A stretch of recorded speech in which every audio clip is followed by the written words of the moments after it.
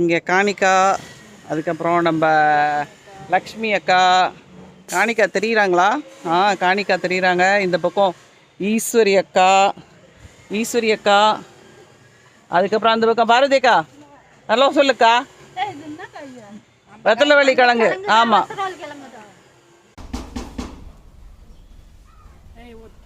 நம்ம வெத்தலைவள்ளி கிழங்கு எடுக்கலான்னு சொல்லி லக்ஷ்மி அக்காவை நோண்ட சொன்னோம். உடனே ஒரு ஃபோன் வந்துச்சு, அதுக்குள்ளே ஒரு முட்டை இருக்குது, நீங்கள் உடனே கிளம்பி வாங்கன்னு சொல்லிட்டு வந்து பார்த்தா என்ன முட்டைன்னு கண்டுபிடிக்க தெரியல.